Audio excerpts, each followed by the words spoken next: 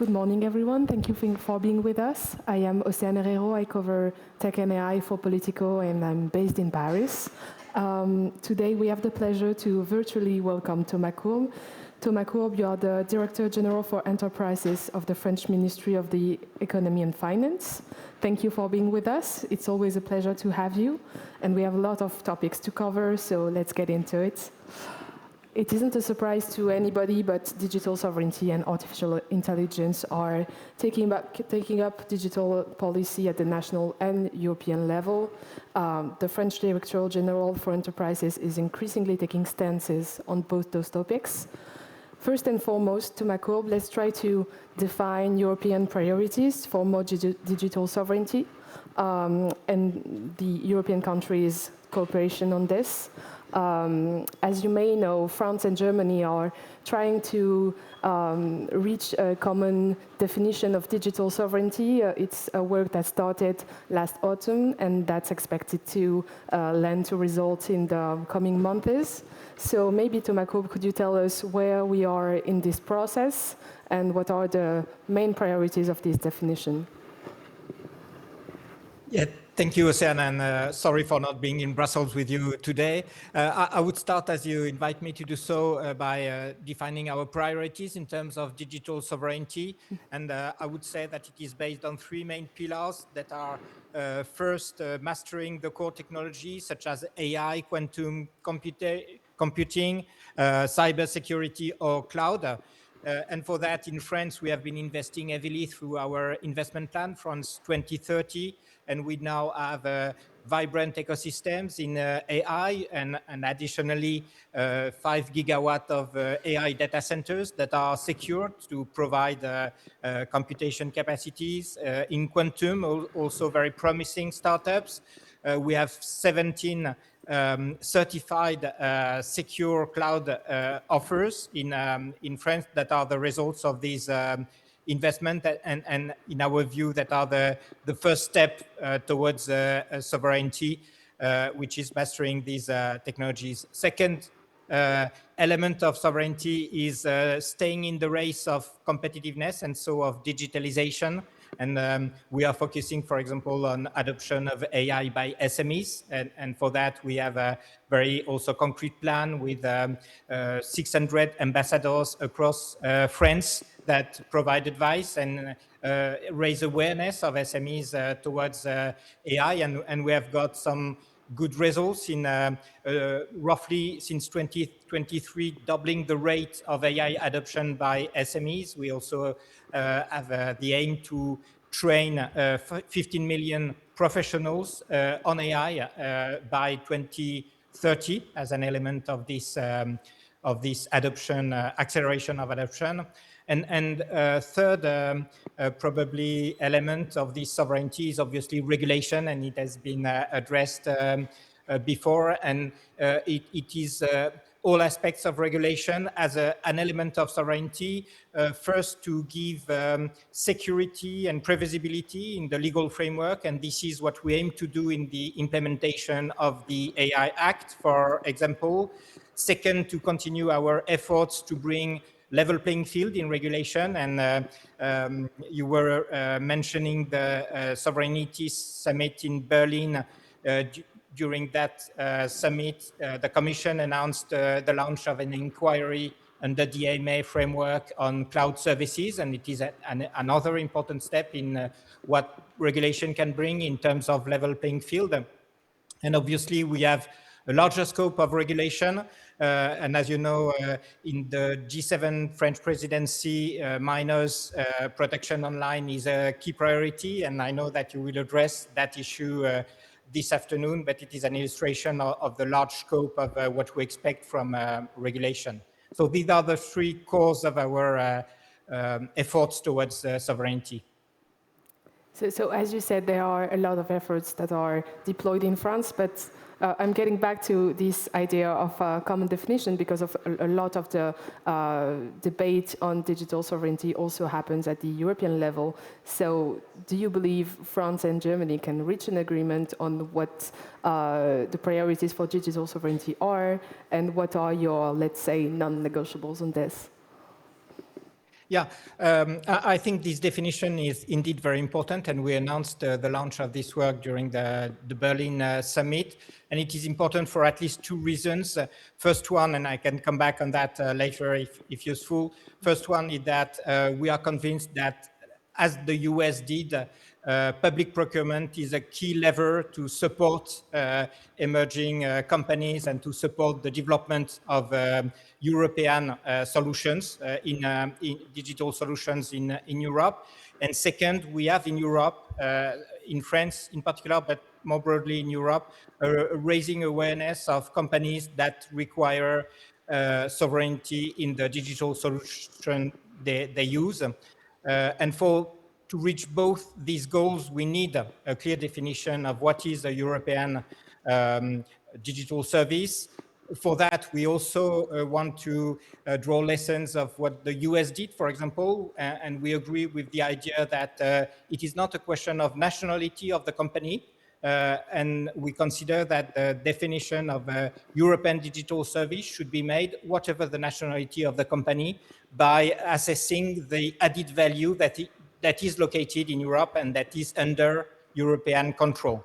So this is a core element, and from our discussions with Germany, but also with other member states, we feel it's a very important basis for this definition.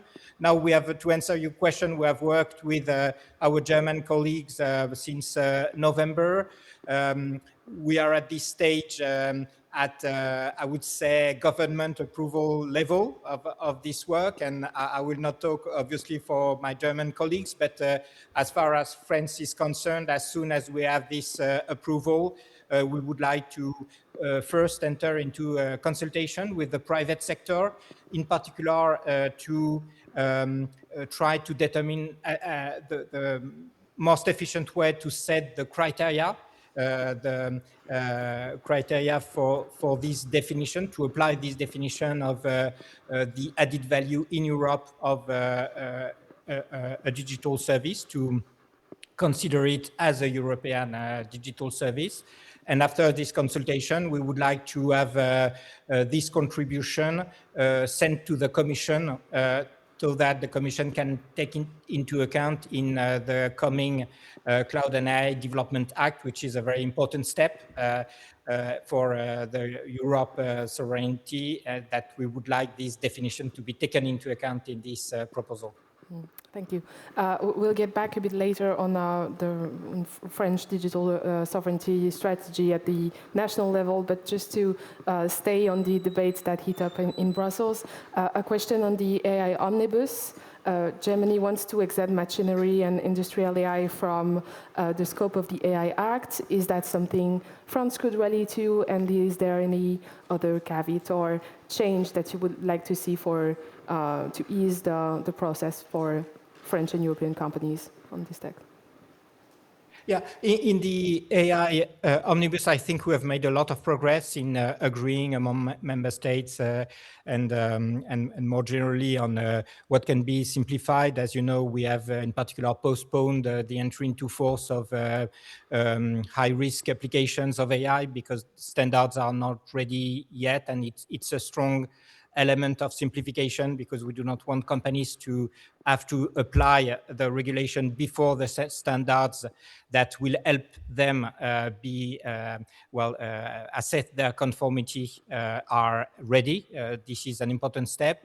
On your specific question of on machines, it is really, to be honest, an ongoing discussion these days. So I cannot give you the result. As a personal view, I would say that we share in principle the views of Germany on machines and on the reflection on how to simplify machines. And we are working on a compromise. And personally, without committing anyone, I would be optimistic on the fact that we can reach a compromise with Germany and more generally on this important issue. Thank you. You talked about the necessity to foster a vibrant AI ecosystem in Europe. What are the tools that are into place and you think could be reinforced, or the ones that could be created in your views? Well, I think the first tool is to continue to support our companies in fact, from public laboratories, from public research, and we are investing a lot in France, and we think it's a key element in public research and in training talents for AI. This is really a key element. Second, we think we should deploy on AI an industrial policy. So obviously, it is ongoing with on data centers, which is an element of sovereignty to have AI data centers in Europe, and in particular, the AI Gigafactory program led by the Commission will be very useful in this field, but also on AI solutions.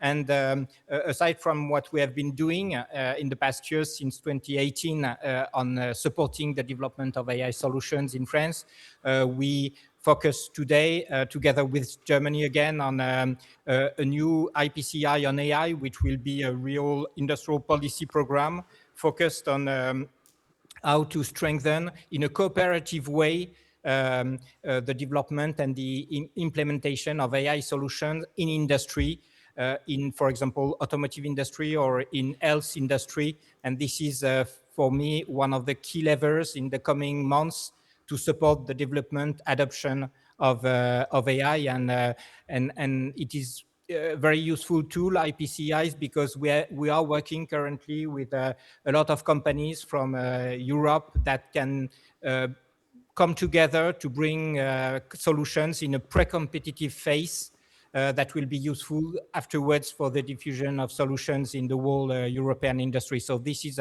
another lever. And finally, maybe one of the key elements is, and it's broader than AI, but it is funding late stage, so stage C of deep tech companies. It was mentioned by the Draghi report. It is one of our biggest market failure, probably, in Europe. And for that, we have several initiatives that we are supporting that can bring some solutions to this, specifically the late stage funding of deep tech startups. And we see that if we do not bring solutions for that, these startups, the most promising startups, leave Europe to be funded in the US or are funded in Europe, but with US capital. So I would mention, and we can come back on that, but I would mention the ETCI2 initiative that will bring some solution. The European Scale-up Fund, that is also a direct funding initiative that will focus on the late stage deep tech funding, but also in the European Competitiveness Fund, and the negotiation is ongoing. But one of our focus is that the European Competitiveness Fund can be focusing